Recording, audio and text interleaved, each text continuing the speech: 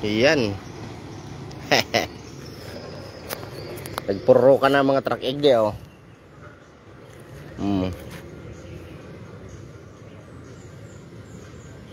Digdi sa ano, dito yan sa ano. Sa rekodo ng Manangli.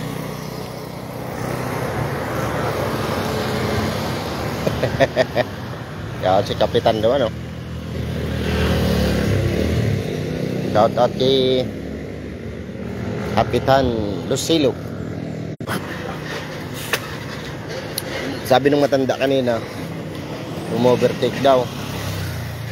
Umovertake daw to sa bus. Tapos yung isa nasa tamang linya naman. Kaso nga lang hindi pinagbigyan ng bus.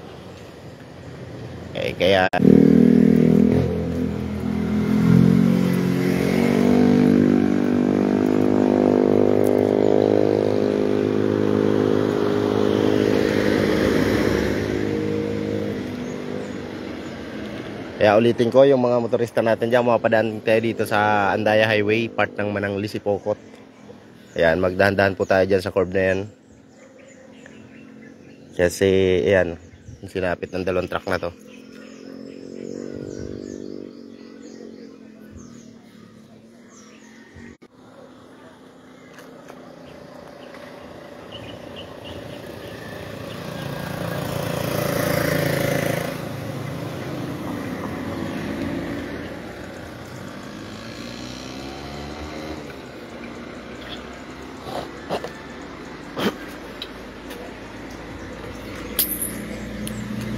Alright, durog. Yan pa yung ibang part oh.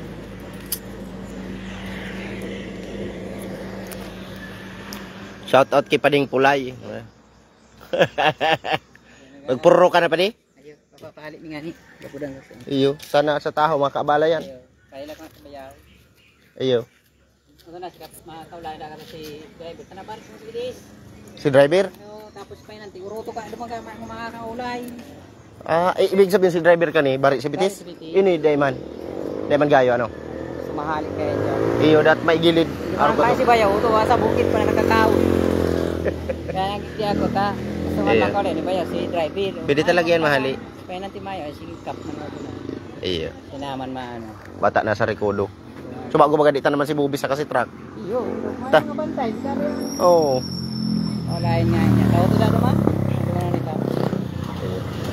Ano? Sabi man talaga? Oo. Ipit yan si Bitis ano? Inda lang. Kung nabibirik ka man ni Bela. Ayan lang. Dukot sa gulong eh.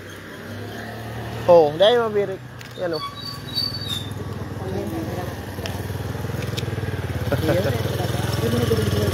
Dahil po na. Pilay man. Ay pilay lang. Naipit ano? Sagad baga sa ano nyo? Sa may ano? Doon sa Manibila oh. Manibila kayo. Buhaton ta pa di. Tuwang kita. Oo.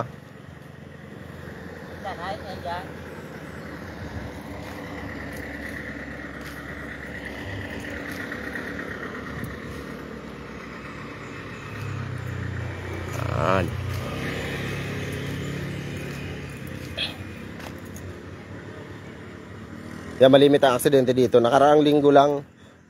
Nakaraang Monday. Andito rin ako kasi dito nga yung area namin. Motor naman, maulan nun.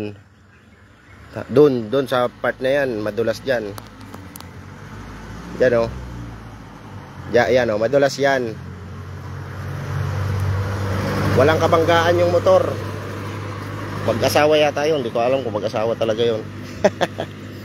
Yung babae, nakapalo yata ang ulo niya. Buti, nakasunod sa kanya tatlong truck ng military. Tapos sa likod ng military, may ambulance. Ayun, na-rescue agad sila.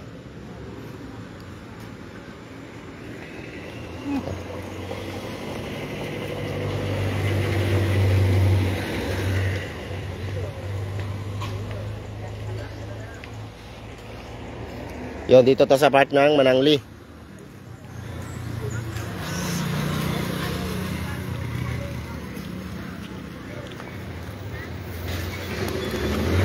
Pero gagawin daw ng paraan na maalis tong truck dito kasi nasa gitna siya, oh.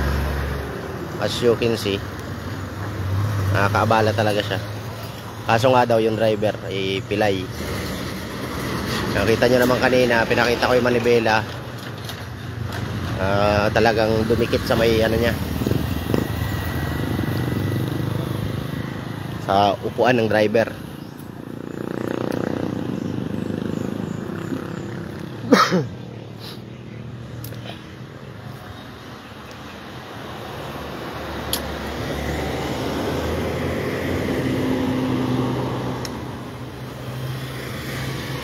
Buti na lang kunti lang ang sasakyan ngayon. Kung nagkataong peak season na naman,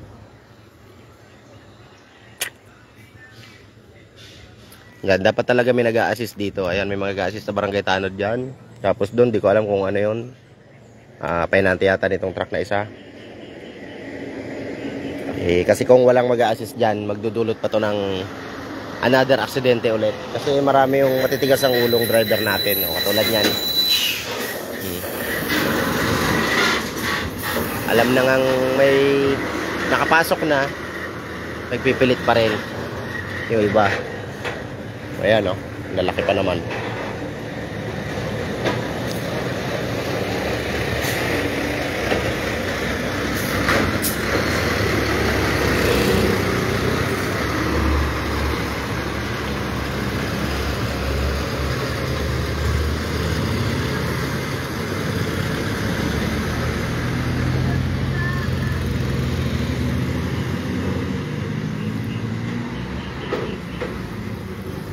Yan, thank you sa mga nanood. Hanggang dyan na lang muna ang ating update.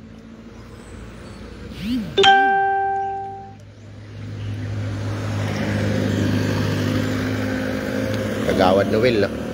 Kagawad!